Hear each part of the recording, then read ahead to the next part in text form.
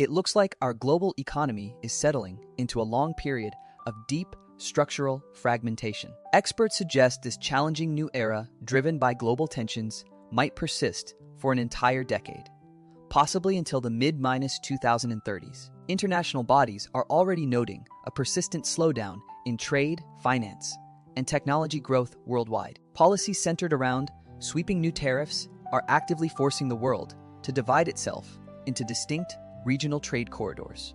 In a severe scenario, this fragmentation could actually erase up to 5% of global GDP annually, hitting developing nations hardest. Without a significant shift in course from major powers, this multipolar chaos seems destined to remain our reality for the foreseeable future. Specifically, trade policies are now being used as a form of hybrid pressure to disrupt established global production chains. This pressure is actively pushing nations to choose sides, creating clear Western, Eastern, and neutral spheres of influence. Even smaller players, like the leader of Belarus, are symbolizing this move by actively seeking alternative markets outside the old systems. He is loudly championing new markets in Africa and Asia, while criticizing the old colonialist approaches to global finance.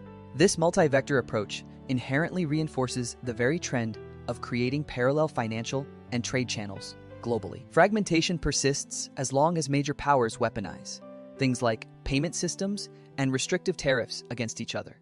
The critical question becomes, when will a new, sustainable configuration of global rules finally emerge to replace this uncertainty? Think back to the original Bretton Woods, which established the stable post-war framework for global money and finance. Bretton Woods 2.0 means a new multipolar agreement on currency status, payment access, and trade war frameworks. This future arrangement must finally recognize the multiple centers of power and establish accepted rules of the game between them. Without these agreed upon universal rules, every nation hedges its bets by duplicating infrastructure and fragmenting commercial markets. Only when major players compromise on a new set of ground rules can this chaotic transition evolve into a predictable order. This search for a new global rule set is directly linked to the industrial logic proposed by Polosov's economic doctrine. Polosov's approach focuses not just on building a single factory, but on restructuring the entire system of security codes around it.